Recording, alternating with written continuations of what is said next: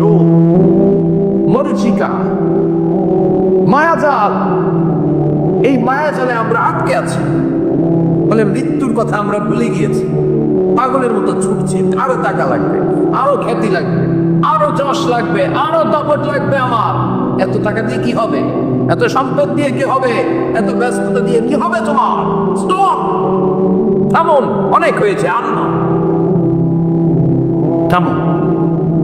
Take a rest, take a breath, and think about death. Think that you have to go back to your Lord. একটু বসেন না, একটু ভাবেন যে আমাকে চলে যেতে হবে, চলে যেতে হবে। এই কোলাহল, এই ব্যস্ততা, এগুলো থাকবে, থাকবো না আমি। সেদিন ওমর ফারুক বলেছেন, মুতু কবলান তামুতু, মরার আগে একবার মরো। হাসিবু কবলান তুহাসাবু আলাইকুম, তোমার হিসাব নেওয়ার আগে তুমি একবার নিজের হিসাবটা করো না। কাগজ বের করে একটু লিখো না, কি কি ভালো কাজ করছিলা, যেগুলো দিয়ে নাজাতের ওসিলা হতে পারে, 1 2 3, আর কি কি আকাম কুকাম করছো দেখো না, লিখে দেখো তোমার অবস্থাটা কি। মরার আগে একবার মরো। মরার আগে খাদের মধ্যে শুয়ে শটান করে চোখ বন্ধ করে একবার মরার ভান করে দেখেন কেমন লাগে। চোখটা বন্ধ করেন আর ভাবেন আপনি নাই, কি কি হতে পারে ভাবেন। আপনার ছেলেমেয়েরা কান্না জুড়ে দিবে, আপনার প্রাণের স্ত্রী বিলাপ শুরু করে দিবে, বন্ধু বান্ধবের চিৎকার তারপরে মাতম, স্থানীয় এলাকার মসজিদে ঘোষণা, অমুক এলাকার নিবাসী অমুক ভাই, অমুকের ছেলে অমুক দুনিয়ায় নাই। সব আত্মীয়রা চলে আসবে, ফেসবুকে স্ট্যাটাস দেয়া হবে, সবাই সবাইকে জানাবে বিকাল 4টায় অমুক হাই স্কুল ময়দানে আপনার জানাজা। ছুটে আসবে, সবাই ছুটে আসবে আপনাকে শেষ বিদায় দিতে, গুড বাই জানানোর জন্য, আর বিদায় জানাতে আসবে সবাই। 4 তাকবীর দিয়ে আপনার জানাজা হবে, অশ্রুসিক্ত জানাজায় আপনার বিদায় হবে। কাঠের খাটিয়ার মধ্যে করে কাঁধে তুলে আপনার কবরে নেওয়া হবে। আগে থেকে খুঁড়ে রাখা কবরটার মধ্যে আপনারে বিছিয়ে দেয়া হবে। বাঁশের কচি দিয়ে তার উপরে মাটির চাপা দিয়ে সব চলে যাবে। ভাবেন না একবার চোখ বন্ধ করে, this is the circle of life, this is the nature of life. এটা সবার হবে, আমার হবে, আপনার হবে। এত মায়া, এত ভালোবাসা কই যাবে? কেউ থাকবে না, সবাই আপনার অন্ধকার কবরে রেখে দিয়ে চলে আসবে। উপরে বাঁশের কঞ্চি, তার উপরে মাটির চাপা, অন্ধকার অন্ধকার। এই অন্ধকার যেন শেষ হতে চায় না, শুধুই অন্ধকার, ঠিক কিনা? এজন্য আমাদের চলে যেতে হবে। দাদা গেল, চাচা গেল, মামা গেল, আমাদেরকেও যেতে হবে, জোরে কোন ঠিক কিনা? একদিন মাটি ভেতরে হবে ঘরে মন আমার, কেন বন্ধ দালান ঘর, প্রাণ পাখি উড়ে যাবে পিঞ্জর ছেড়ে।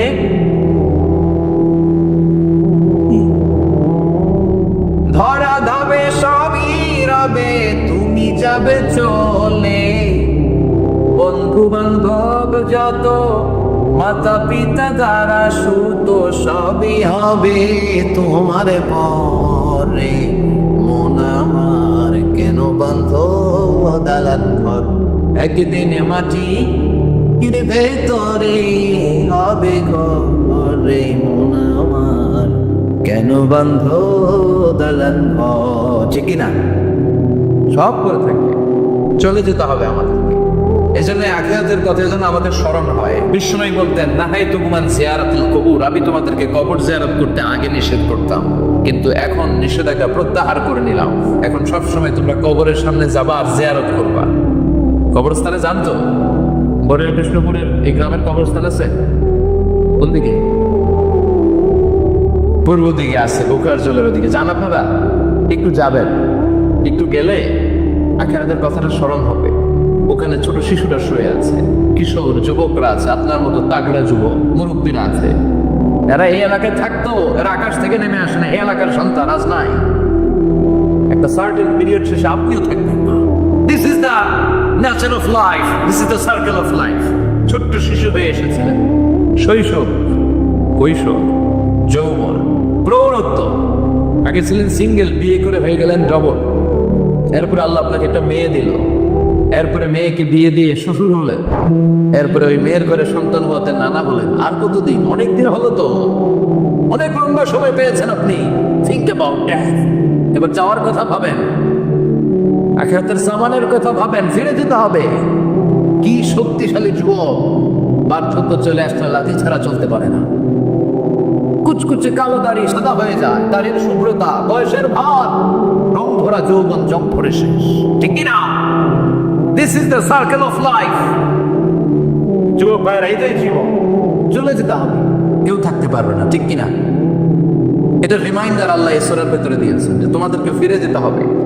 এই লোভ লালসা ছেড়ে দাও। রব্বুল আলামিন বলেন, আল্লাকুমুত তাকাসুরু হাত্তা যুরতুমুল মাকাবির। ও গোলাম, দুনিয়ার সম্পদ, লোভ লালসা তোদেরকে পাগল বানিয়ে দিয়েছে। এই লোভ পাগলামি কোনোদিন তোদের থামবে না যতদিন না তোরা কবরে ঢুকবি, ঠিক কিনা? কার কথা? আল্লাহ বললেন, দুনিয়ার সম্পদ আর লোভ আর ভয় তোমরা গাফেল হয়ে গিয়েছ। আখিরাতের কথা মালুম তোমরা ভুলে গিয়েছো, কিন্তু আখিরাতে তোমাদের যেতেই হবে, কবরের বাড়িতে তোমাদের ঢুকতেই হবে, ঠিক কি না? যেতেই হবে। আমরা ভুলে যাই। আলহাকুমুত তাকাসুর, অতিরিক্ত পাওয়ার লোভ, বেশি বেশি খাওয়ার লোভ, বেশি বেশি জমানোর লোভ মানুষকে গাফেল বানিয়ে দিয়েছে। এটা মানুষের স্বভাব। আরো চাই, আরো চাই, এই স্বভাবটা আছে না নাই? দেখবেন ছোট বাচ্চারা মসজিদের দোয়া অনুষ্ঠান শেষে জিলাপি দেয় না? বোর্ডে খ্রিস্ট করে কি দেয়? আগে বাতাসা দিত না, এখন কি দেয়? জিলাপি দেয়, মিষ্টি দেয়। তো মসজিদের 2-3 গেট থেকে যদি দেয়, ছোট বাচ্চারা দেখবেন এদিক দিয়ে কয়েকটা নিয়ে আবার ওই গেটে লাইন দেয়। ওর হাত হলো ছোট হাত, ওর হাত ভর্তি জিলাপি, আর নেওয়ার জায়গা না, এরপর আরেক জায়গায় লাইন ধরছে। আরো লাগবে, আরো লাগবে, এই আরো আরো আরো চাই। এই স্বভাবটাই মানুষকে কুড়ে কুড়ে শেষ করে দিয়েছে। এত লাগবে কেন? তো চাহিদার কোনো শেষ নাই। Unlimited demand of human being. যার আছে বেশি তার চাই বেশি। যার সাইকেল আছে তার হুন্ডা চাই, হুন্ডা আছে তো প্রাইভেট কার চাই, প্রাইভেট কার আছে তো প্লেন চাই, প্লেন আছে তো হেলিকপ্টার চাই, হেলিকপ্টার আছে তো ওইটা চাই, ওইটা আছে তো সেটা চাই, ঠিক না? এলাকার মেম্বার যে হয়েছে, চেয়ারম্যান হতে চায়, আছে না নাই? চেয়ারম্যান সাহেব এমপি হতে চায়, আছে না নাই? এমপি সাহেব মন্ত্রী হতে চায়, আছে না নাই? মন্ত্রী সাহেব প্রধানমন্ত্রী হতে চায়, আছে না নাই? কিন্তু এই দেশে সুযোগ নাই। কথা কন, এই দেশে প্রধানমন্ত্রী সিলেক্টেড। 2-3 জনের বাইরে কেউ প্রধানমন্ত্রী হতে পারবি না, ঠিক না? আমার এই জীবনে তো আমি 2-3 জনই দেখলাম। বেগম খালেদা জিয়া, মাননীয় প্রধানমন্ত্রী শেখ হাসিনার ছোট্টগুলো দেখেছি এরশাদকে। আমরা তখন ছোট। তো মানুষের চাহিদার কোনো শেষ নাই। যার আছে বেশি তার চাই বেশি। এজন্য বিষ্ণু বলেছেন, উনজুরু ইলা মান হুয়া আসফালা মিন, তোমার চেয়ে যে খারাপ আছে ওর দিকে তাকাও। ওয়ালা তানজুর মান হুয়া আ'লা মিন, তোমার চেয়ে যে ভালো আছে ওর দিকে তাকাও না, তোমার চেয়ে যে খারাপ অবস্থানে আছে ওর দিকে তাকাও। অনেকে নিজের অবস্থান নিয়ে সুখী না, এরকম আছে না নাই? আল্লাহ আমার এটা দিল না রে, ওইটা দিল না রে, পাইলাম না রে, কিচ্ছু হয় না, কি করবো জীবন, হতাশ। আসলে আছে কিন্তু অনেক, কিন্তু শুকরিয়া নাই, টাকা, ঠিক কিনা? নিজের অবস্থান নিয়ে সুখী না, কিন্তু অনেক লোক আছে তারা আপনার অবস্থানে পৌঁছতে চায়। তাদের দিকে তাকিয়ে দেখেন, আপনি যে অবস্থানে আছেন এই অবস্থানে পৌঁছাটা অনেকের কাছে স্বপ্ন। তারা প্রতিনিয়ত সংগ্রাম আর স্ট্রাগল করে যাচ্ছে আপনার অবস্থানে পৌঁছতে, আর আপনি এটা নিয়ে সন্তুষ্ট না। শেখ সাদির নাম শুনেছেন? মালাগাল উলা কাশাফাত দুজা, এই কবিতাটার রচয়িতা, ইরানের বিখ্যাত এক কবি। উনি একবার আর্থিক সমস্যার মধ্যে দিয়ে সময় কাটাচ্ছেন, টাকা নাই, পয়সা নাই, পায়ে দেওয়ার মতো জুতা নাই। উনি খুব দুঃখ পেলেন, হায় রে, আমি ইরানের এত বড় কবি, আমার পায়ে দেওয়ার মতো জুতা নাই। দুঃখ ভরা মন নিয়ে রাস্তায় হাঁটতে বেরোলেন। হাঁটতে হাঁটতে হঠাৎ দেখলেন একটা লোক শুয়ে শুয়ে কাঁদছে, ওই লোকটার 2টা পাই নাই, পাই নাই। উনি সেজদায় পড়ে গেলেন, আল্লাহর কাছে ক্ষমা চাইলেন, আল্লাহ অনেক দিয়েছো, শুকর আলহামদুলিল্লাহ। এই জন্য যেই পরিস্থিতিতেই থাকি না কেন আমরা কি পারবো? জোরে বলেন, কি পারবো? এই জন্য কানাআতু মিনাল ইসলাম, অল্পে তুষ্ট থাকার নাম হলো ইসলাম। সম্পদ লাগবে কিন্তু সম্পদের পাহাড় লাগবে না, ঠিক কিনা? অল্প খান, অল্প পড়েন, অল্প জামান, অল্পের ভেতরে বরকত ঢুকিয়ে দিছে কে? দেখবেন যাদের সম্পদ অল্প তারা সুখী বেশি, জরিপে এটা দেখা গিয়েছে, অনেক সার্ভেতে এটা এসেছে, যারা সম্পদশালী এরা দুঃখী বেশি, এদের দুঃখ বেশি, টেনশন বেশি। খুব স্বাভাবিক, টাকা যার বেশি রোগ তার বেশি, টাকা যার বেশি টেনশন তার বেশি, টাকা যার বেশি ঘরে শান্তি তার কম। আছে না নাই? ঘরের ভিতরে অশান্তি, ছেলে কথা শোনে না, ছেলে টানে গাঞ্জা, মেয়ে করে পরকিয়া। আছে না নাই? স্ত্রী কথা শোনে না, ভালোবাসা নাই, ঘরটা জাহান্নামের টুকরা। রোগ বালাই, এক একটা হসপিটাল বিল পরিশোধ করতে মাসে 5 লাখ 10 লাখ। আছে না নাই? কিছু খেতে পারে না, ডাক্তার একেবারে ডায়েট মেনু বেঁধে দিয়েছে। ডায়েট, ভেরি ডায়েট মেনু, এটা এটা এটা এটা কিছুই খাবেন না, শুধু গরু খাবেন না, খাসি খাবেন না, চিংড়ি খাবেন না, খালি ঘাস খাবেন। ইচ্ছে মতো ঘাস খাবেন, মানে ঘাস জাতীয় যত আইটেম আছে সব খাবেন। শাক খাবেন, সবজি খাবেন, সালাদ খাবেন। গরু, চিংড়ি, মুরগি, গোশত, ইলিশ কিছু খেতে পারে না। তাহলে রোগ বেশি, খাওয়ার মজা নাই, ঘরে সাংসারিক শান্তি নাই, খালি মেরামার দ্বারা। ঠিক কিনা? কিন্তু সম্পদের পাহাড় গড়েছে। আর অল্প যারা খায়, অল্প পরে, রিক্সাওয়ালা, কুলিওয়ালা, অল্প বেতনের চাকরি, কিন্তু হক হালালি মেনে চলে, দেখবেন শান্তি আছে অনেক। হ্যাঁ, বাসা ভাড়া দেয়, ফ্যামিলি চালায়, বাচ্চাদের স্কুল বিল, এরপরও মাস শেষে 1-2 হাজার টাকা হাতে থেকে যায়। আর ওর প্রতি মাসে 10 কোটি টাকা ইনকাম, তারপরও ব্যাংকের ঋণ আছে না নাই? সুখ কারে বলে? কিভাবে আপনি সুখকে ডিফাইন করবেন? সুখ তো টাকায় কিনা যায় না, শান্তি টাকা দিয়ে হয় না। শান্তি দেওয়ার মালিককে। শান্তি আছে অল্প খেয়ে শুকর করার মধ্যে, শান্তি আছে আলহামদুলিল্লাহর মধ্যে। চিল্লায় বলেন ঠিক কিনা? এই জন্য অল্প খাবো, অল্প করবো, অল্প জামাবো, অল্পের ভেতরে বরকত দিয়েছে কে? দেখেন, ধনী ভাইরা খেতে পারে না, কিন্তু রিক্সাওয়ালার কি সমস্যা হয়? রিক্সাওয়ালারা সব খেতে পারে, কুলিওয়ালা, দিন মজুর, এরা একেবারে স্লিম সুঠাম দেহি, মেদহীন পেট, পেটে কোনো মেদ নাই, ভুড়ি নাই। আর কোটিপতিদের মেদ আসলে নাই, এত বড় বড় পেট। ঠিক কিনা? আমাদেরও পেট আছে, তবে হালাল পেট। এটা হারাম টাকা দিয়ে এই করি বানাই নাই আমরা। সিলতে বলেন ঠিক কিনা? রিক্সাওয়ালা, কুলিওয়ালা নিজেও নামাজ পড়ে, বউ নামাজ পড়ে, বাচ্চাটাও নামাজ পড়ে, রিক্সা চালায় আর জিকির করে লা ইলাহা। বিপদে পড়ে কাতর কণ্ঠে, চিন্তাগ্রস্ত হয়ে যখন কেউ ফরিয়াদি হয়ে আল্লাহর ডাকে হাত তোলে, তখন এই ব্যক্তির ডাকে সাড়া দেয় কে? সবাই বলুন। কাতর কণ্ঠে, বিপন্ন অবস্থায় আপনি যখন কেঁদে কেঁদে হাত তুলে আপনার দুঃখের কথা জানান, আপনি যখন ডাকেন তারে, তখন আপনার ডাকে সাড়া দেয় কে? আল্লাহ বলে আমি সাড়া দেই। তোমাদের বিপদকে মুক্ত করে দেয় কে? ওই আল্লাহর সাথে কোন উপাস্য আছে নাকি? কিন্তু খুব অল্প সংখ্যক লোকই তোমরা উপদেশ গ্রহণ করো, কথাটা কা।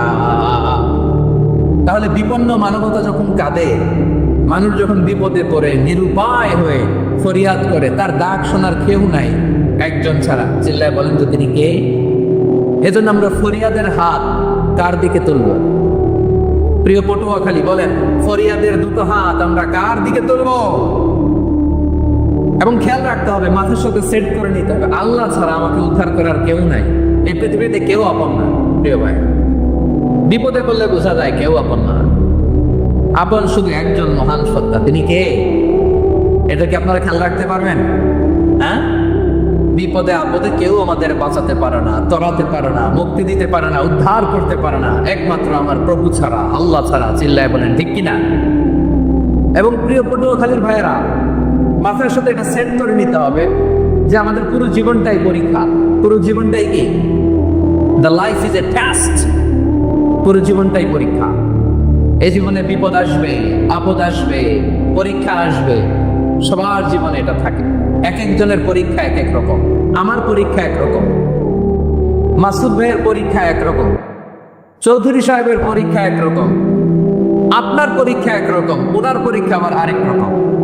পুরো পৃথিবীটাই পরীক্ষা ক্ষেত্র, সবাই পরীক্ষা দিচ্ছে, কিন্তু কারো পরীক্ষা প্রশ্নের সাথে কারো মিল নাই। সুবহানাল্লাহ পড়বেন না? পুরোটাই পরীক্ষা ক্ষেত্র, সবাই পরীক্ষার্থী, কিন্তু প্রশ্নপত্র একটার সাথে আরেকটা মিলে না। One doesn't match the other. একজনেরটার সাথে আরেকজনেরটা মিলে না। কাউকে আল্লাহ তাআলা ধনী বানিয়ে পরীক্ষা করেন। কি বানিয়ে? কথা কি বুঝতেছেন নাকি কষ্ট হচ্ছে? কষ্ট হচ্ছে আপনাদের?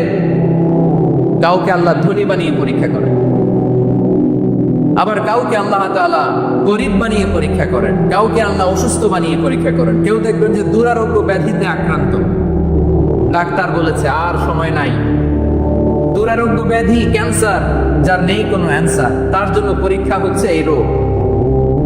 আরেক লোক দেখবেন তার আবার রোগ বলায় নাই, মাশাআল্লাহ, তাকে আল্লাহ তাআলা আর্থিক দৈন্যতা, দারিদ্রতা দিয়ে পরীক্ষা করছেন। এরকম আছে না নাই? টাকা পয়সা নাই, দিন আনে দিন খায়, যা আছে তাতে চলে না, এটা তার জন্য পরীক্ষা। আবার আরেক শ্রেণীর লোক দেখবেন তাকে আল্লাহ অসুস্থতাও দেয় নাই, দারিদ্রতাও দেয় নাই, তার দাম্পত্য জীবনের সমস্যা আছে না নাই?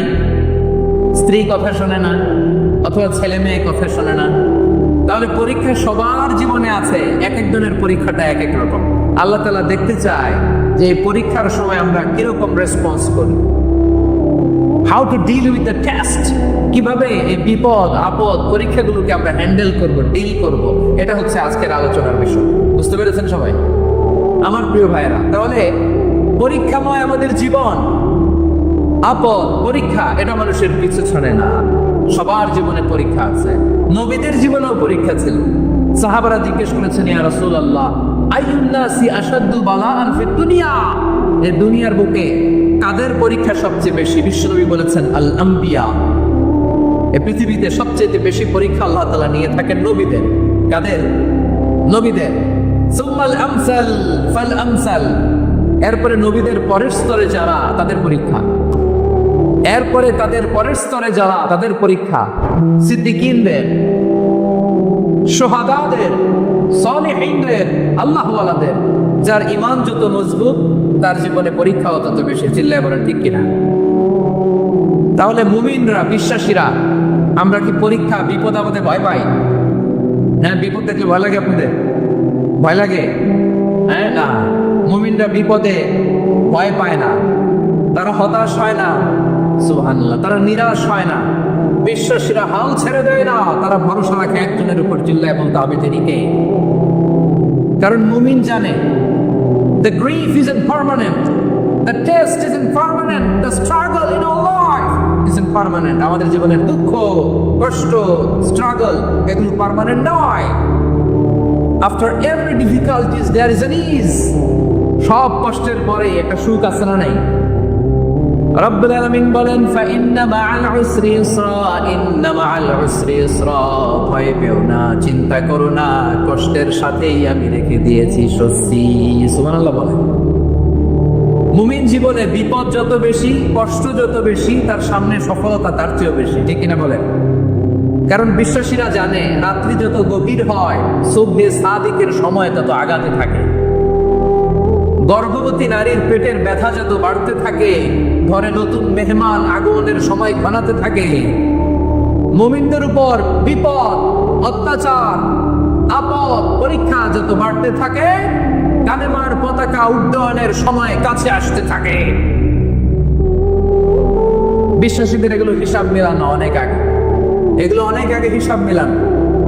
দুঃখের আধার শেষে সুখের আলো মিটি মিটি হাসে। চিল্লায় বলেন ঠিক কিনা? দুঃখ যত বেশি, পরীক্ষা যত বেশি, কষ্ট যত বেশি, সুখের সময় তত কাছাকাছি। চিল্লায় বলতে হবে ঠিক কিনা? এজন্য মুমিন জীবনে পরীক্ষা বেশি, মুমিনদের হতাশা নাই, মুমিনরা নিরাশ হয় না, হতাশ হয় কাফিররা। মুমিনরা কখনো হাল ছেড়ে দেয় না, মুমিনরা ভরসা রাখে একজনের উপর, তিনি কে? তাহলে আমার প্রিয় পটুয়াখালীবাসী, বিপদ থাকবে, পরীক্ষা থাকবে, এই বিপদ থেকে আমাদেরকে উদ্ধার করবেন একজন, তিনি কে? আমরা শুধু আল্লাহর উপরই ভরসা রাখবো। রাজি আছেন তো? চাইবো একজন সত্তার কাছে। আওয়াজ করে বলুন তিনি কে? একজন সত্তার কাছে চাইবে। বিশ্বনবী ওনার চাচাতো ভাই আব্দুল্লাহ ইবনে আব্বাস রাদিয়াল্লাহু তাআলা আনহুকে বললেন, ইয়া আব্দুল্লাহ ইবনে আব্বাস, হে আব্দুল্লাহ ইবনে আব্বাস, ইযা সাআলতা ফাসআলিল্লাহ, যখন চাইবে আল্লাহর কাছে যাও। ও আব্দুল্লাহ, যখন চাইবা আল্লাহর কাছে চাও। ওয়া ইযা ইসতাআনতা ফাসতাইন বিল্লাহ, যখন সাহায্য চাইবা আল্লাহর কাছে ফরিয়াদ করো। জেনে রেখো আব্দুল্লাহ, ওয়া'লাম আন্নাল উম্মাতা লাউ ইজতামাআত আলা আন ইয়ানফাউকা বিশাইইন লাম ইয়ানফাউকা ইল্লা বিশাইইন ক্বাদ কাতাবাহু আল্লাহু লাক। ও আব্দুল্লাহ, জেনে রেখো, মনে রেখো, গোটা বিশ্বের সবাই মিলে যদি তোমার উপকার করতে চায় ততটুকুই তারা করতে পারবে যতটুকু আল্লাহ তোমার নসিবে সেটা লিখে রেখেছে, ঠিক কিনা বলেন? আর যদি গোটা বিশ্বের সবাই মিলে তোমার বিরুদ্ধে কনস্পাইরেসি করে, ষড়যন্ত্র করে, গোটা বিশ্বের সবাই মিলেও যদি তোমার ক্ষতি করতে চায় ততটুকুই শুধু পারবে যেটা আল্লাহ তোমার জন্য বরাদ্দ রেখেছে। যতটুকু আল্লাহ তাআলা তোমার জন্য বরাদ্দ রেখেছে অতটুকুই ক্ষতি করতে পারবে, আর এক চুল বেশিও করতে পারবে না, কমও করতে পারবে না। চিল্লায় বলেন ঠিক কি না? এজন্য আমরা চাইবো কার কাছে? সবাই বলেন নাই, আওয়াজ করে বলেন কার কাছে? সব সময় আমরা আল্লাহর কাছে চাইবো, বিপদে আপদে, সুখে দুঃখে, সচ্ছল অবস্থায় অসচ্ছল অবস্থায়, পরাজয়ের সময় বিজয়ের সময়, সব সময় আমরা ভরসা রাখবো কার উপর? সবাই বলুন। একদল লোক আছে যারা বিপদে পড়লে আল্লাহরে ডাকে, আছে না নাই? পটুয়াখালীতে মাশাআল্লাহ নাই, বিপদ আসলে আল্লাহরে ডাকে, বিপদ নাই আল্লাহ নাই। বিপদে পড়লে নামাজ পড়ে, বিপদও নাই নামাজও নাই। বিপদে পড়লে জিকির করে, বিপদ যখন চলে যায় ওদের জিকিরও বন্ধ হয়ে যায়। তো আছে না নাই? কিছু লোক দেখবেন পরীক্ষা আসলে নামাজ পড়ে, আছে আছে জেনজি আওয়াজ করা এরকম আছে। এই কমন পড়ে গেছে, কমন পড়ছে। দেখুন পরীক্ষার সময় নামাজ পড়ে, পরীক্ষাও নাই নামাজও আছে। এরকম কিছু লোক আছে অসুস্থ হলে আল্লাহরে বড্ড ভালোবাসে, আল্লাহরে খুব ডাকে। অসুস্থ হইলে অসুস্থতাও নাই, আল্লাহ স্মরণও নাই। দেখবেন কিছু লোক নির্বাচন আসলে খুব আল্লাহ আল্লাহ হয়ে যায়। তখন দেখবেন মাথার মধ্যে হেজাব লাগায়, পাঞ্জাবি লাগায়, আল্লাহ আল্লাহ হয়ে যায়। নির্বাচনও নাই, এরপরে আল্লাহর কথাও নাই। আছে না নাই? না, এরকম হওয়া যাবে না। সব সময় আমরা আল্লাহরে ডাকবো, বিপদে আপদে সব সময় ভরসা রাখবো আমরা একজনের উপর। আওয়াজ করে বলেন তিনি কে? এ কথায় আল্লাহ তাআলা আমাদের চোখে আঙ্গুল দিয়ে জানিয়ে দিলেন, ফাইদা রাকিবু ফিল ফুলকি দা'আবুল্লাহা মুখলিসিনা লাহুদ্দিন ফালাম্মা নাজ্জাহুম ইলাল বাররি ইযা হুম ইউশরিকুন। আল্লাহ বলে একদল লোক আছে তারা যখন নৌযানে চড়ে, জলযানে চড়ে, সাগরের মধ্যে যখন জাহাজে চড়ে, লঞ্চে চড়ে, তারা যখন তুফানের সম্মুখীন হয় তখন তারা আল্লাহরে বড্ড বেশি ডাকে, একান্ত ভাবে ডাকে, বিশুদ্ধ চিত্তে ডাকে। আবার তুফান থেকে তাদেরকে সেফ জোনে নিয়ে, নিরাপদ জোনে নিয়ে যখন বন্দরে আমি আল্লাহ তাদেরকে বেরিয়ে দেই, ওই লোকগুলো আবার আমি আল্লাহর সাথে শিরিক করে। এরকম আছে না নাই? জাহাজে উঠছে, সাগরের মাঝখানে তুফান, ওই সময় দেখবেন আল্লাহ কারে কয়। এই কথা তো আপনাদেরকে বোঝানো সহজ, আপনারা তো নদীর দেশের মানুষ। লঞ্চে চড়েন নাই কারা কারা দেখি? লঞ্চে চড়ছেন? হ্যাঁ, লঞ্চে চড়ে নাই এরকম একজনও নাই এখানে। আচ্ছা, লঞ্চে উঠছেন কে কে দেখি? মাশাআল্লাহ মাশাআল্লাহ মাশাআল্লাহ। ঠিক আছে, আপনাদের বোঝানো সহজ। আচ্ছা, লঞ্চে উঠে তুফানের সম্মুখীন হয়েছেন, জলোচ্ছ্বাস সবাই, মাশাআল্লাহ। এই অবস্থা আপনাদের মুখস্থ, ঠিক কিনা বলেন? আমার বলার দরকার নাই, বলেন। মাঝ নদী, তুফান, জলোচ্ছ্বাস, জলের মধ্যে উচ্ছ্বাস, ঢেউ, টর্নেডো, সাইক্লোন, মেঘের ঘন ঘটা, পরিবেশ ঘুটঘুটে অন্ধকার, লঞ্চ একবার এদিকে আরেকবার ওইদিকে, ভিতরে কি অবস্থা হয় বলেন তো? হ্যাঁ, তখন মুসলিম আল্লাহর ডাকে, হিন্দু আল্লাহর ডাকে, ঠিক কিনা বলেন? আস্তিক আল্লাহর ডাকে, নাস্তিক আল্লাহর ডাকে, ঠিক কিনা? লঞ্চের ভেতর, স্টিমারের ভেতর কান্নারের রোল পড়ে যায়, চিৎকারের রোল পড়ে যায়, সবার মধ্যে শুধু একটা আওয়াজ, লা ইলাহা লা ইলাহা লা ইলাহা সুবহানাল্লাহ আলহামদুলিল্লাহ, লা ইলাহা, আল্লাহ নামের জিকির করবে যারা, আল্লাহর কাছে প্রিয় তারা, আল্লাহর কাছে প্রিয় যারা, জান্নাতে প্রবেশ করবে তারা, জোরে লা ইলাহা, লা ইলাহা ইল্লাল্লাহ, লা ইলাহা ইল্লাল্লাহ, মুহাম্মাদুর রাসূলুল্লাহ সাল্লাল্লাহু আলাইহি ওয়াসাল্লাম।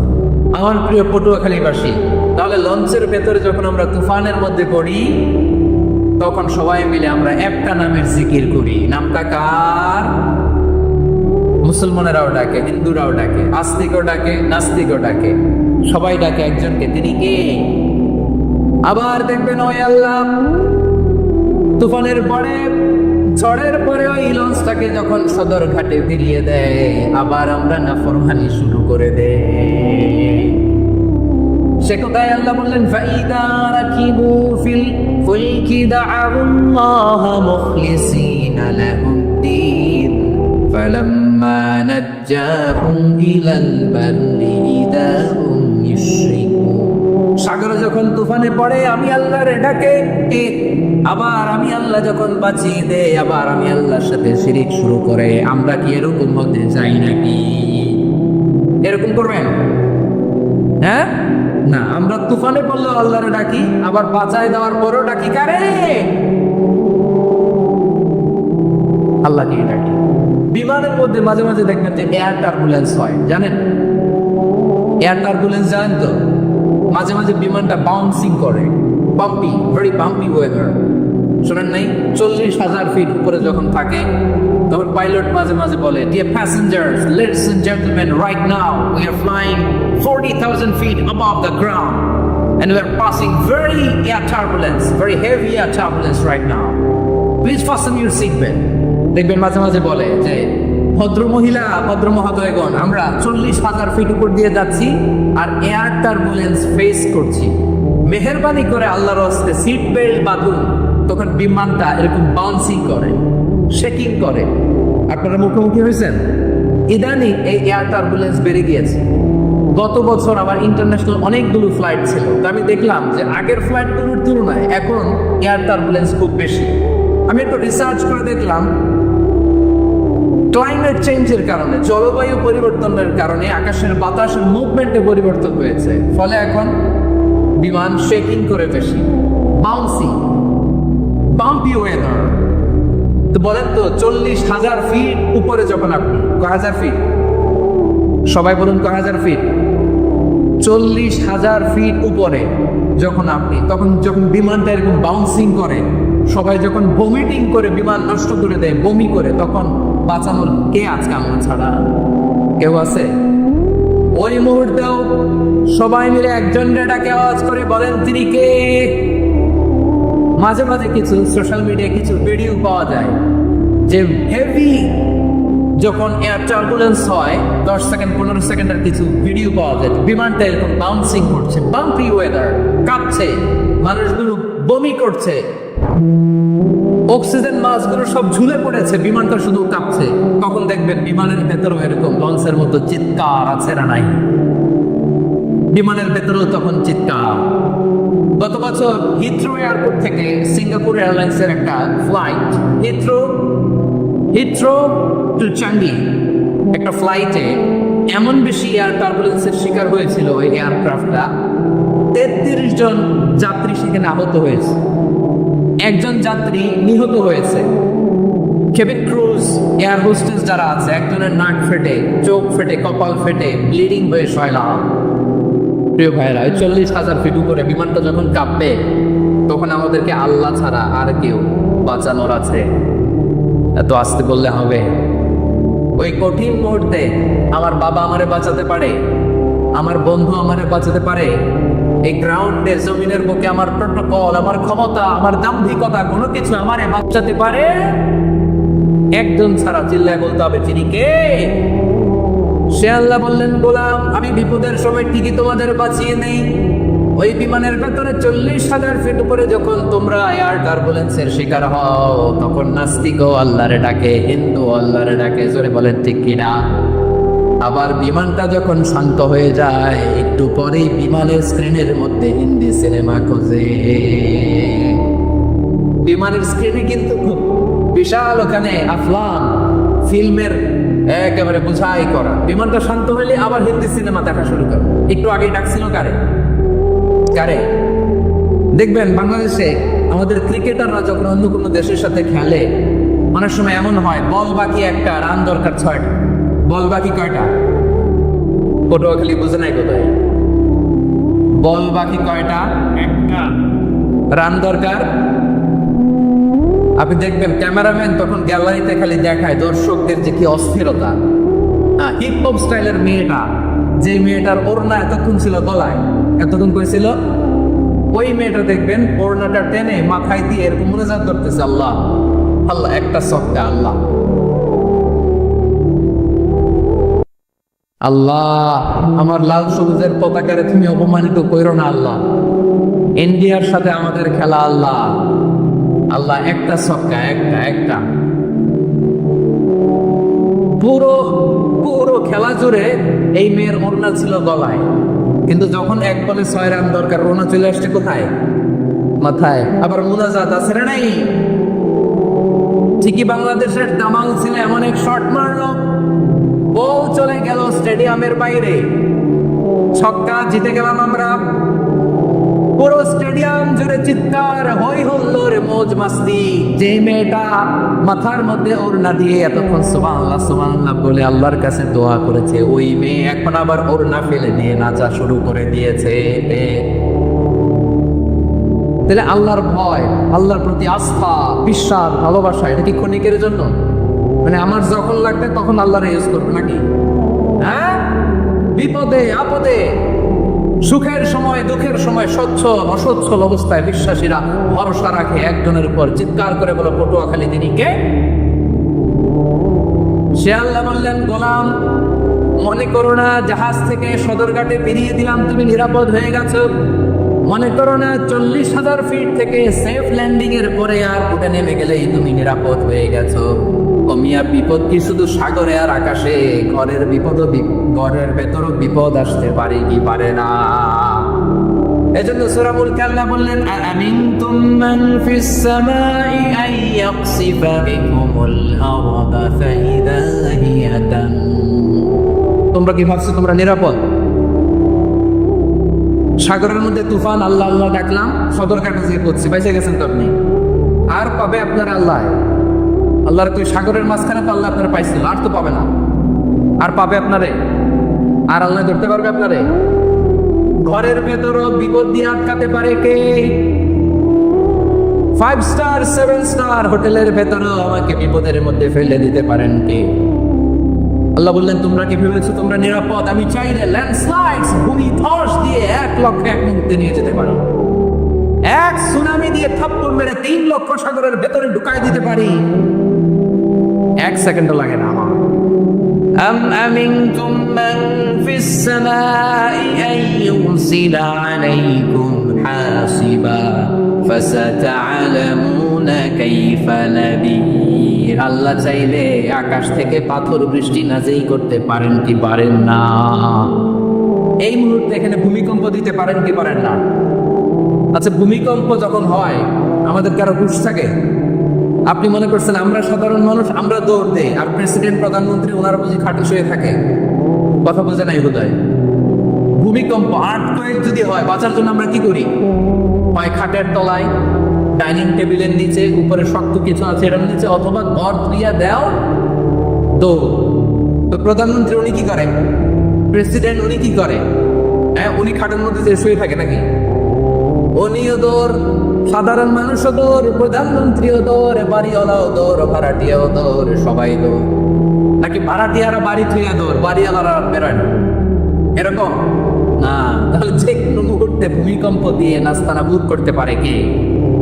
আমার প্রিয় ভাইয়েরা, আমরা নিরাপদ নই, আমরা তার দয়ায় বেঁচে আছি। কার দয়ায়?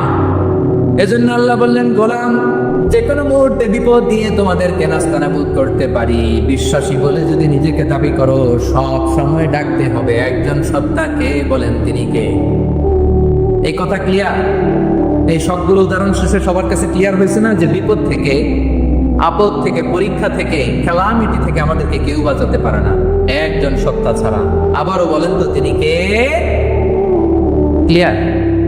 হ্যাঁ, সবাই বুঝতে পারছেন? আচ্ছা, এবার আমরা দেখি বিশ্ব ইসলামের জীবনে বিপদ আপদ ছিল কিনা। উনি বিপদ আসলে কিভাবে ডিল করতেন, বিপদ আসলে কোন দোয়া পড়তে হয়, কিভাবে ফরিয়াদের হাত উত্তোলন করতে হয়, কিভাবে রবের দরবারে নতজানু হয়ে ফরিয়াদ করতে হয়, এটা জানার দরকার আছে না? নেই? আসলে আমরা বিষ্ণুনবীর জীবনী থেকে দেখি বিপদ আসলে উনি কি করতেন। বিপদ আসলেই প্রথমে বিষ্ণুনবী ইসলাম একটা দোয়া পড়তেন। কি পড়তেন? তিনি পড়তেন ইন্না লিল্লাহি ওয়া ইন্না ইলাইহি রাজিউন। নিশ্চয় আমরা আল্লাহর জন্য, নিশ্চয় আমরা কার দিকে ফিরবো ভাই? আবার কার দিকে ফিরবো? আওয়াজ করে বলেন তো, আমরা এসেছি কার কাছ থেকে, আবারও ফিরে যাব কার কাছে? এজন্য বিষ্ণুই পড়ছেন ইন্না লিল্লাহি ওয়া ইন্না ইলাইহি রাজিউন। নিশ্চয় আল্লাহর জন্য, ওই আল্লাহর দিকেই আমরা ফিরে যাব। তারপরে বিষ্ণুই করতেন আল্লাহুম্মা আজুরনি ফি মুসিবাতি ওয়াখলুফ লি খায়রাম মিনহা। একসাথে প্রথমে পড়তেন ইন্না লিল্লাহি ওয়া ইন্না ইলাইহি রাজিউন, তারপর পড়তেন আল্লাহুম্মা আজুরনি ফি মুসিবাতি ওয়াখলুফ লি খায়রাম মিনহা। মানে আল্লাহ, এই যে আমি বিপদে ধৈর্য ধারণ করলাম, এটার সব তুমি আমার দাও, আর যেটা হারালাম এর চেয়ে ভালো কিছু দিয়ে মেকআপ করে দিও, ভালো কিছু দিয়ে বদল করে দিও। সুবহানাল্লাহ পড়ে। তাহলে বিপদ আসলে আমরা কি করব? কথা বলেন। এই যে আমি শুয়েছিলাম, নাশিদ গাচ্ছিল ওরা, এদেশে পরস্পরে দেখা হলে দেয় সালাম, এদেশে আমজনতার হৃদয় জুড়ে পাকালাম, এদেশে বিপদ এলে সর্বজনে সর্বক্ষণে দোয়া পড়ে ইন্না লিল্লাহি। কি পড়েন? সুবহানাল্লাহ সুবহানাল্লাহ সুবহানাল্লাহ সুবহানাল্লাহ। এদেশে আজান শুনে সূর্য ওঠে শহর গ্রামে, এদেশে আজান শুনে সূর্য ডুবে সন্ধ্যা নামে, এদেশে সকল কাজে সবাই বলে বিসমিল্লাহ, এদেশে ভালো কিছু দেখে শুনে হাসি মুখে সবাই বলে মাশাআল্লাহ। সুবহানাল্লাহ পড়ে। তাহলে বিপদ এলে আমরা কি পড়ি? কথা বুঝলে সবাই উত্তর দিতে হবে। বিপদ এলে কি পড়ি? তাহলে বিপদ এলেই আমরা এখন থেকে ইন্না লিল্লাহ পড়বো, নাকি হাই হুতাশ করবেন? একদল আছে হাই হুতাশ করে, আয় আল্লাহ রে মোর কি হইল রে, মুই কি হরমু রে, মুই কমবে যামু রে। আছে না নাই? এরকম বিলাপ করতে নিষেধ করেছেন বিশ্বনবী। কি করব, কই যাব, কি হবে, হায় হায়, এরকম হাহুতাশ আছে না নাই? বিশ্বাসীরা হাহুতাশ করেন, তারা ইন্না লিল্লাহ পড়ে। কি পড়ে? মনে থাকবে? আমরা পড়বো ইন্না লিল্লাহি ওয়া ইন্না ইলাইহি রাজিউন। নিশ্চয়ই আমরা আল্লাহর জন্য, আমরা আল্লাহর দিকেই ফিরে যাব। এরপর পড়বো আল্লাহুম্মা আজুরনি ফি মুসিবাতি ওয়াখলুফ লি খায়রাম মিনহা। আল্লাহ, আমি যে বিপদে ধৈর্য ধারণ করলাম এটার সওয়াব দিও, আর যা হারালাম তার চেয়ে ভালো কিছু দিয়ে বদল করে দিও। সুবহানাল্লাহ পড়েন। বিশ্ব নবীর হাদিস শুনলেন উম্মে সালামা রাদিয়াল্লাহু তাআলা আনহা।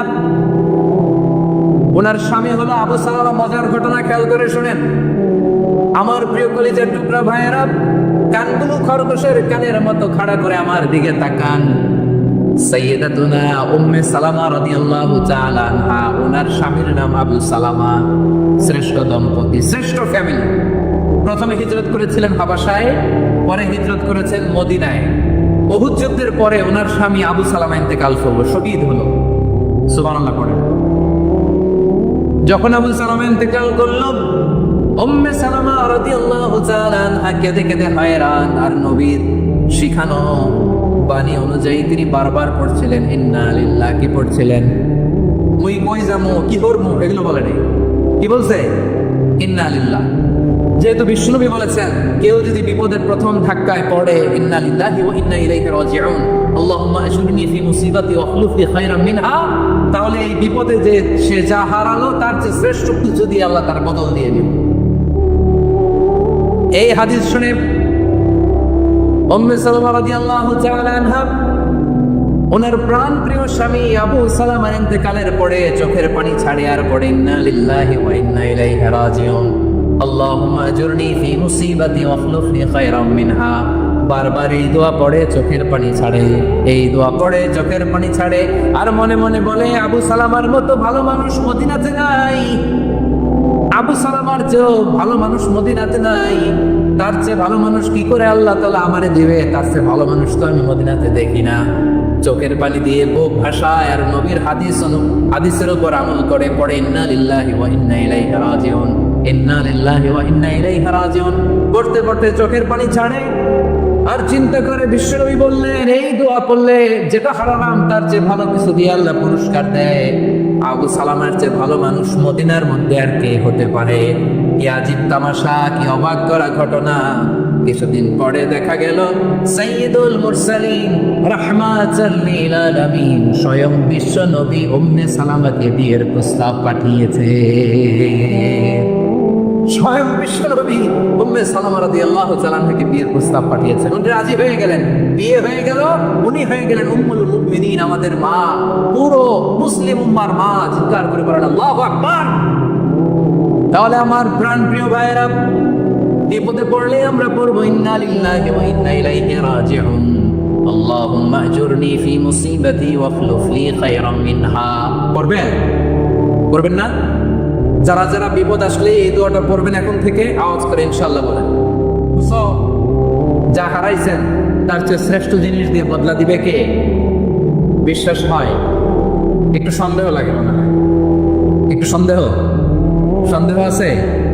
যাদের বিশ্বাস হবে তাদের কি আল্লাহ উত্তম বদলা দেবে, ঠিক কিনা বলেন? তাহলে বিপদে পড়লেই প্রথমে আমরা এটা করব। দোয়াগুলো যদি এখন মুখস্থ না হয়, এই যে রেকর্ডিং হচ্ছে, পেয়ে যাবেন, কালকেই পেয়ে যাবেন। শুনে শুনে মুখস্থ করবেন। আমার মায়েরা, আমার বোনেরা, আপনাদের জন্য 3টি মাঠের অ্যারেঞ্জমেন্ট করা হয়েছে, আমি জানি। আপনারা এই দোয়াগুলো করবেন, আপনার স্বামীকে শেখাবেন, সন্তানকে শেখাবেন, আপনার পুরো পরিবারটাকে জান্নাতের টুকরো বানিয়ে দিবে কে? তাহলে বিপদ আসলে প্রথমে কি পড়তে হবে এটা জেনে গেলাম। এরপরে বিপদ আসলে নিজেকে কি করে আল্লাহর কাছে সঁপে দিতে হয় এটাও জানার দরকার আছে না? বিপদে প্রথমে ইন্নালিল্লাহ পড়লাম, ধৈর্য ধারণ করলাম, বিপদ থেকে উদ্ধারের সর্বোচ্চ চেষ্টা করলাম। আমার কাজ যখন শেষ তখন আমি আমার এই বিষয়টা আল্লাহর কাছে সঁপে দিই। কার কাছে সুপর্দ করব? কার কাছে? বিপদে বললে কেমন করে নিজেকে আল্লাহর কাছে সঁপে দিতে হয় আসুন সাইয়েদনা ইব্রাহিম আলাইহিস সালামের জীবনী থেকে জানি। আল্লাহর খলিল ইব্রাহিম আলাইহিস সালাম আমাদের মতো সমাজ ব্যবস্থা পায় নাই। আমরা জন্মের পরে আমাদের কানের ভেতরে আজান দিয়েছে কে? একামত দিয়েছে কে? আমাদের বাপদাদারা আমাদের কানে আজান দিয়েছে কি? দেয় নাই। আমাদের জন্মের পরেই তো আজান, একামত, বাড়ির পাশে মসজিদ, প্রতিদিন আজান, জুমার খুতবা, প্রতি মাসে মাসে তাফসীরুল কোরআন মাহফিল, মসজিদ, মিনারা, অভাব নাই, ঠিক কিনা বলেন? আপনি যেই সুন্দর ইসলামিক এনভায়রনমেন্ট পেয়েছেন, আমাদের ইব্রাহিম খলিল উনিও কি এরকম পেয়েছিলেন? হ্যাঁ, উনি জন্মের পর করে ওনার কানে আজান দিয়েছে কেউ? আমার প্রিয় ভাইরা, আগা গোড়া একটা শিরকি পরিবেশ উনি জন্মগ্রহণ করেছেন। উনি ছাড়া ওই তল্লাটে একজনও আল্লাহর উপর বিশ্বাসী নেন। কল্পনা করতে পারেন? গোটা তল্লাটে, গোটা দেশে বিশ্বাসী মুমিন, আল্লাহর উপর বিশ্বাস স্থাপনকারী কয়জন? সবাই বলেন কয়জন? বাকি সব মুশরিক। বাকি সব মুশরিক নিজের সাথে নিজে সত্য বোঝাপড়া করে, অ্যানালজি করে, সেলফ কনভারসেশন করে উনি মহা সত্যের সন্ধান পেয়েছে। উনি আকাশের তারা দেখে ভাবে মনে হয় এটাই আমার খোদা, পরে দেখে তারা নাই, মনে মনে বলে না তাইলে এটা না। আবার চাঁদ দেখে বলে চাঁদটা বড় মায়া লাগে, মনে হয় এটাই আমার রব, পরে দেখে চাঁদও নাই, কয় না এটা না। এরপরে দ্বীপ প্রহরের জলজলে সূর্যটা খা খা করে গোটা পৃথিবীটারে রৌদ্র দিয়ে তাতিয়ে রাখে। তিনি ভাবলেন মনে হয় এটাই আমার রব, কারণ এটাই তো সবচেয়ে বড়। কিন্তু বিকেল বেলা ওই সূর্যটাও যখন চলে যায়, সাইয়েদনা ইব্রাহিম বলে না এটাও তো নাই, আমার খোদা যদি আমার ছেড়ে চলে যায়, বিপদে পড়লে আমারে উদ্ধার করবে কে? এভাবে নিজের সাথে অ্যানালজি, সেলফ কনভারসেশন করতে করতে করতে তিনি মহা সত্যের সন্ধান পেয়েছেন। সুবহানাল্লাহ বলেন। সব শেষে তিনি নিশ্চয় আমি এমন সত্তার দিকে মনোনিবেশ করলাম, মুখাপেক্ষী হলাম, যিনি আকাশ বানিয়েছেন, জমিন বানিয়েছেন, আমি মুশরিক নই। সুবহানাল্লাহ। পারতেন? আপনি পারতেন? কেউ নাই, লক্ষ লক্ষ মুশরিক, আপনি একা। ওনার মতো এরকম বিচক্ষণতা দিয়ে আল্লাহকে খুঁজে পাইতে পারতেন আপনি? কি নবী ছিল, আল্লাহকে খুঁজে পেয়েছে। যখন আল্লাহর ইবাদত শুরু করলো, এই কথা ছড়ায় পড়লো চারদিকে। নমরুদ সাইয়েদনা ইব্রাহিমকে ডেকে পাঠালেন। নমরুদ বলে, ইব্রাহিম, তুমি নাকি মূর্তির পূজা না করে কোন নতুন রবের ইবাদত করো? কে তোমার রব? সাইয়েদনা ইব্রাহিম বললেন, রব্বি আল্লাযী ইউহয়ী ওয়া ইউমীত। আমি এমন রবের ইবাদত করি যিনি জীবন দেন, যিনি মৃত্যু দেন। নমরুদ বলে, তুই নাকি? তোমার রব জীবন দেয়, মৃত্যু দেয়? আর এটা তো আমি দেই। আমিও তো জীবন দেই, আমিও তো মৃত্যু দেই। সাইয়েদনা ইব্রাহিম বললেন, কেমন করে তুমি জীবন দাও, মৃত্যু দাও, একটু দেখাও তো। নমরুদ জেলখানা থেকে দুজন কয়েদি ডেকে আনলো। কয়েদি এনে অর্ডার করলো, একটাকে এখনই শিরোচ্ছেদ, হেড অফ, ডেথ পেনাল্টি, মৃত্যুদণ্ড দেওয়া হলো, ফিনকি দিয়ে রক্ত বের হলো। নমরুদ বলে, দেখো, দুজনকে ধরে আনলাম, একজন কয়েদিকে দিলাম ডেথ পেনাল্টি, মৃত্যুদণ্ড, ওরে মৃত্যু দিলাম। আরেকজন যে দাঁড়িয়ে আছে, চাইলে ওরেও আমি মৃত্যুদণ্ড দিতে পারি, কিন্তু না, ওরে আমি দিব না, ওরে আমি বাঁচায় দিলাম, ছেড়ে দিলাম, মানে জীবন দিলাম। দেখো ইব্রাহিম, তোমার চোখের সামনে একজনের মৃত্যু দিলাম, আরেকজনের জীবন দিলাম। আপাত দৃষ্টিতে তাই তো, একজনের তো জীবন দিল, আরেকজনের মৃত্যু দিল। সাইয়েদনা ইব্রাহিম এবার বিপাকে পড়ে গেলেন। কিন্তু এক একজন নবীকে আল্লাহ এমন উইজডম, বিচক্ষণতা দিয়ে এই জমিনে পাঠিয়েছেন। মুহূর্তের মধ্যে আল্লাহর খলিল ইব্রাহিম বললেন, ফাইন্নাল্লাহা ইয়াতি বিশ-শামসি মিনাল মাশরিকি ফাআতি বিহা মিনাল মাগরিব ফাবুহিতাল্লাযী কাফার। আল্লাহর খলিল ইব্রাহিম বললেন, নমরুদ, বুঝলাম তুমি জীবন দাও, মৃত্যু দাও, দেখলাম, কিন্তু আমার রব, আমার আল্লাহ প্রতিদিন সকালবেলা উষা লগ্নে ওই পূর্ব দিগন্ত থেকে সূর্যটাকে উদিত করেন, সাঁঝের বেলা, বিকেল বেলা, কুথুরি লগ্নে, সন্ধ্যা বেলা ওই দ্বিপ্রহরের জল জলে সূর্যটাকে পশ্চিম দিগন্তে ডুবিয়ে দেন। মানে সকালবেলা পূর্ব দিক থেকে উদিত করা সূর্যটাকে পশ্চিম দিকে বিকেলে তিনি ডুবিয়ে দেন। তুমি যদি পারো ওই সূর্যটাকে পশ্চিম দিক থেকে উদিত করে পূর্ব দিকে ডুবিয়ে দাও। সুবহানাল্লাহ পড়বেন না? দেখেন, ইনস্ট্যান্ট ইন্টেলেক্ট, মুহূর্তে বিচক্ষণতা, উইজডম কাকে বলে? নমরুদ পারবে? নমরুদের বাপ পারবে? ওর দাদা, ওর 14 গোষ্ঠী, গোটা বিশ্বের সব ক্ষমতা তো রাষ্ট্রনায়করা একসাথে হলে পারবে? বা বুহিতাল্লাযী কাফার পারে নাই, ব্যর্থ হয়েছে। এবার তেলে বেগুনে জ্বলে উঠেছে, রেগে মেগে আগুন বলে, ফালকুহু ফিল জাহিম। ওর সাথে তর্ক নাই, না পেরে এবার এটা আগুনে ফেলা। বিশাল বিশাল গাছ কেটে লাকড়ি এনে আগুনের কুণ্ডলি বানানো হলো, দাও দাও দাও দাও করে আগুন জ্বলে। আল্লাহর খলিল ইব্রাহিমকে আগুনে নিক্ষেপ করা হবে। আল্লাহর খলিল সাইয়েদনা ইব্রাহিমের হাতের মধ্যে রশি দিয়ে টাইট করে বাঁধা হলো, পায়ের মধ্যেও টাইট করে রশি দিয়ে বাঁধা হলো। আল্লাহর খলিল ইব্রাহিমকে আগুনের কুণ্ডলীর মধ্যে ফেলা হবে। অমিয়া, আপনি যে বিপদের কারণে ভয় পান, হতাশ হন, এটা কোনো বিপদ ওনার বিপদের সামনে? পটুয়াখালী আওয়াজ করে বলুন, সাইয়েদনা খলিল ইব্রাহিমের বিপদের সামনে আমাদের বিপদগুলো কোনো বিপদ? কোনো বিপদই না, এটা কোনো বিপদই না। হাত পা বেঁধে টাইট করে নিক্ষেপ করা হবে, সিম্পলি ফেলা যাবে না, কারণ দাও দাও করে দ্য ব্লেজিং ফায়ার, এমন আগুনের কুণ্ডলী, কাছে যাওয়া যায় না, আগুনের উত্তাপে নিক্ষেপ করা হবে। হাতে রশি বেঁধে, পায়ে রশি বেঁধে আল্লাহর খলিল ইব্রাহিম আলাইহিস সালামকে আগুনের মধ্যে নিক্ষেপ করা হবে। এটার বলে অগ্নি পরীক্ষা। উনি অগ্নি পরীক্ষার সম্মুখীন হয়েছিলেন। এজন্য কঠিন পরীক্ষাকে আমরা অগ্নি পরীক্ষার সাথে তুলনা করি, ঠিক কিনা? সাইয়েদনা জিবরাইল এসে বললেন, ও আল্লাহর খলিল, ওরা তো আপনার হাতও বেঁধে ফেললো, পাও বেঁধে ফেললো, নড়াচড়ার সুযোগ নাই, বলেন আমি জিবরিল ফেরেশতা আপনার জন্য কি করতে পারি? আল্লাহর খলিল ইব্রাহিম বলেন, ও জিবরাইল, তোমার কাছে আমার কোনো চাওয়া পাওয়া নাই। সুবহানাল্লাহ বলেন। তোমার কাছে বলার কিছু নাই, তোমার সাহায্যের আমার দরকার নাই।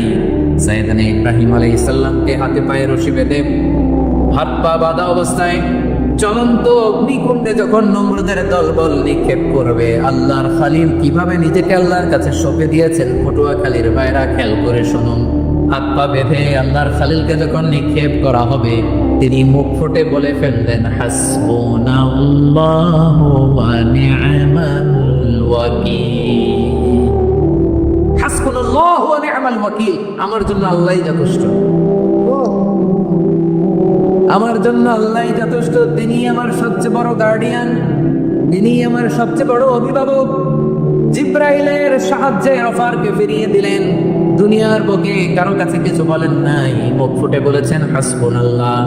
ও আমার পটুয়াখালীর প্রাণের বাইরা খেয়াল রাখবেন, কোন বান্দা তার হাতে তাকে সব চেষ্টাটুকুন করার পরে মুখ ফসকে মুখ দিয়ে যখন বলে ফেলে হাসবুনাল্লাহ, বান্দা যখন হাসবুনাল্লাহ বলে ফেলে, ওই ব্যাপারটা ডিল করার দায়িত্ব স্বয়ং আল্লাহ আরশের উপর থেকে নিয়ে নেয়। আপনি যখন বলে ফেলবেন হাসবুনাল্লাহ, এটা ডিলিং করবে কে? তবে চিল্লায় বলেন না, তিনি কে?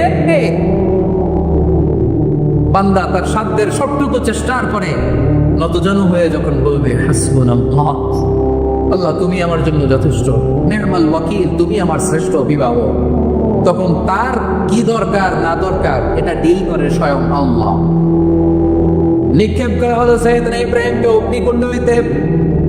হাজার হাজার মানুষের দৃশ্য দেখার জন্য জড়ো হয়েছে এরকম বিশাল ময়দানে, কিন্তু কি অবাক করে ঘটনা, সবাই ভয় পাচ্ছিল, না জানে কি হয়ে যায়। আল্লাহর খালিলকে যখন আগুনের কুণ্ডলিতে নিক্ষেপ করা হয়, আল্লাহর খালিল ইব্রাহিম আগুনের কুণ্ডলের মধ্যে বসে বসে মানুষ দূরের দিকে তাকিয়ে হাসতে শুরু করে দেয়। কারণ আকাশ থেকে রব্বুল আলামিন স্পেশাল ভার্ডিক্ট নাজিল করেছেন, স্পেশাল হুকুম জারি করেছেন, কুল্লা ইয়া নারু কুনি বারদাম ওয়া সালামান আলা ইব্রাহিম। ও আগুন খবরদার, সৃষ্টি শুরু থেকে তোকে একটা ধর্ম আমি বাতলে দিয়েছিলাম, তোর ধর্ম আগুনের ধর্ম হলো যা পাবে জ্বালিয়ে সরকার করবে।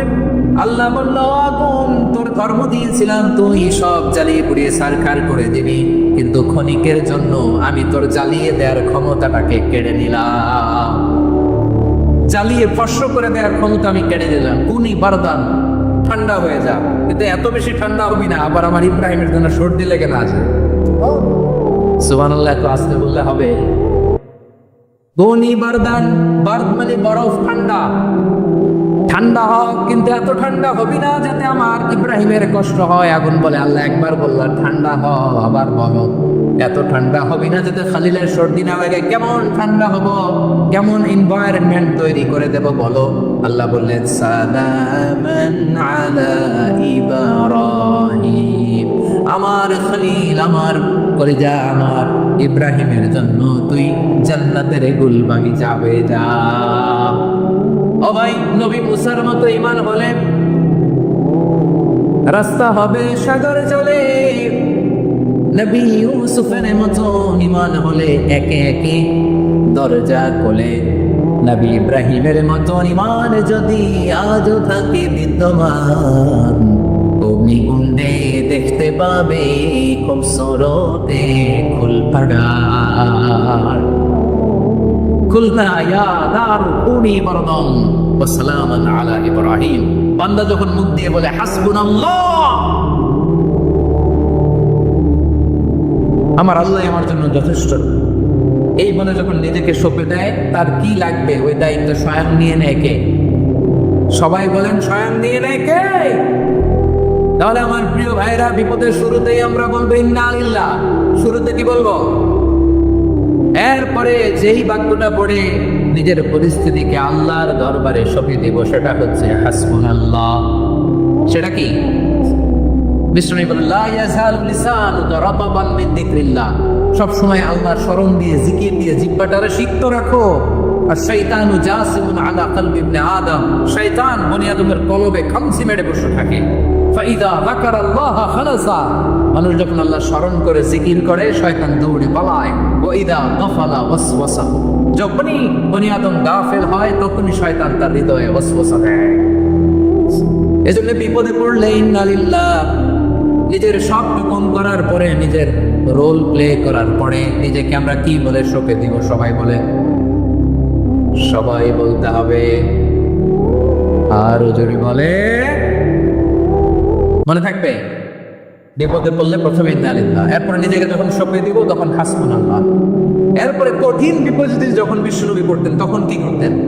এমন বিপদ মাঝে মাঝে হয় না, দেয়ালে পিঠ থেকে যায়, চোখে মুখে অন্ধকার, কি করব দিশা খুঁজে পাই না, এরকম হয় কখনো? হ্যাঁ, আপনাদের হয়? হয় না? কিন্তু জান্নাতে আছেন আপনারা। হয় হয়, এরকম হয়েছে না যে দেয়ালে পিঠ থেকে গেছে, চোখে মুখে অন্ধকার, ওই যাব, কি করব, বাঁচানোর কেউ না, এরকম হয়েছে কখনো আপনাদের? যদি হয় তাইলে এটার সলিউশন বলবো, না হইলে তো এগুলো বলে লাভ নেই। হয় হয় হয়, বিশ্বনবী এরকম কঠিন বিপদে পড়েছেন জীবনের কিছু কিছু মুহূর্তে। ওই মুহূর্তে বিশ্বনবী স্পেশাল দুইটা দোয়া পড়তেন। এই দোয়াগুলো আপনাদেরকে জানিয়ে দেয়। বিশ্বনবী বলেন, কঠিনতম বিপদে যখন পড়বা, দেয়ালে পিঠ থেকে যায়, চোখে মুখে অন্ধকার, বাঁচার কোনো উপায় নেই, তখন পড়বা লা ইলাহা ইল্লা আনতা সুবহানাকা ইন্নী কুনতু মিনাজ জালিমিন। আল্লাহ, তুমি ছাড়া কোনো ইলাহ নাই, তুমি পবিত্র, নিশ্চয় আমি জালিমদের অন্তর্ভুক্ত। সুবহানাল্লাহ বলেন। এই দোয়া সাইয়েদনা ইউনূস আলাইহিস সালাম পড়েছিলেন যখন মাছের পেটে ছিলেন। কিসের পেটে? এবং অনেক মুফাসসিরিন ইকরাম বলেছেন, অনেক আহলুল ইলমরা বলেছেন এটা হচ্ছে ইসমে আযম। ইসমে আযম এমন দোয়া যেটা দিয়ে দোয়া করলে আল্লাহ দোয়া কবুল করে, কিন্তু এটা কোনটা এটা নিয়ে ইখতিলাফ আছে। কোন কোন আহলুল ইলম বলেন লা ইলাহা ইল্লা আনতা সুবহানাকা ইন্নী কুনতু মিনাল জালিমিন, এটা হচ্ছে ইসমে আযম। সাইয়েদনা ইউনূস আলাইহিস সালাম পড়েছেন, আপনারা পড়েননি? তুফান হইলে পড়েন না? আমাদের এলাকায় তো এটা খুব, এটার উপর ব্যাপক আমল আছে। পটুয়াখালীতে কি অবস্থা বলেন? পড়েন পড়েন পড়েন পড়েন। একটা গল্প শুনেছিলাম, পাক হানাদার বাহিনী যখন বাংলাদেশে অ্যাটাক করতো, ৭১ সালের ঘটনা বলতেছে, আমরা তো দেখি নাই, শুনছি আর কি। ৭১ যদি দেখতাম এতদিনে রাজাকার হয়েছে না। আল্লাহ ওদেরকে বাঁচায় দিয়েছে, আল্লাহর মেহেরবানি, ঠিক কিনা বলেন? মন মতো হইলে মুক্তিযোদ্ধা, মন মতো না পেলে রাজাকার। কত কিছু দেখলাম এই শাহবাগের বুকে। আল্লাহ, ৭১ সালে দেখি নাই, আমরা শুনেছি পাক হানাদার বাহিনী জিজ্ঞেস করত মুসলিম না অমুসলিম চেক করার জন্য, বলতো কালেমা বল, কালেমা বাতাও। তো যারা কালেমা পড়তে পারতো পাকিস্তানি বাহিনী নাকি ওদেরকে ছেড়ে দিতে শুনেছি। তো একজনকে, এক বাঙালিরে পেয়ে তার মাথার মধ্যে বন্দুকের নল ধরে বলতেছে কালেমা বল, সালে কালেমা বাতা, কালেমা বল। তো ভয়ের চড়ে এই দোয়া পড়া শুরু করছে। ও পড়তেছে লা ইলাহা ইল্লা আনতা সুবহানাকা ইন্নী কুনতু মিনাজ জালিমিন। পাকিস্তানি বলে সালে ये तो मुसीबत का कलेमा है। বাঙালি কয় হাম তো भी मुसीबत में है। পাকিস্তানি বলে বেটা কোন দোয়া বললে? এটা তো মুসিবতের কালেমা। কয় আমিও তো মুসিবতে আছি, আমার মাথার মধ্যে বন্দুক ধরে তুমি আমার কালেমা জিজ্ঞেস করো, এখন কোনটা কালিমা আর কোনটা কি দোয়া, আমার হুঁশ আছে নাকি? প্রিয় ভাইরা, আসলে এটা দুআউল মুসিবা, বিপদে পড়লে এই দোয়া পড়তে হয়, লা ইলাহা ইল্লা আনতা সুবহানাকা ইন্নী কুনতু মিনাজ জালিমিন। এটা পড়বেন আপনারা। এই দোয়া পড়ে সাইয়েদনা ইউনূস আলাইহিস সালাম মাছের পেট থেকে রক্ষা পেয়েছিলেন। রক্ষা করেছিল কে? তুমি ইউনূস নবীরে যখন খাইলো মাছেতে গিলিয়া, ফেরেশতা পাঠাইয়া দিলে ইসমে আযম দিয়া। প্রাণে ছিল যাহার ভয় সেথা পাইল আশ্রয়, প্রাণে ছিল যাহার ভয় সেথা পাইল আশ্রয়। মাছের পেট হতে সে যে পেল পরিত্রাণ। আল্লাহু আল্লাহু তুমি জানলে জালালুহু, শেষ করা তো যায় না গে তোমার গুণগান। আল্লাহু আল্লাহু, সুবহানাল্লাহ পড়ে।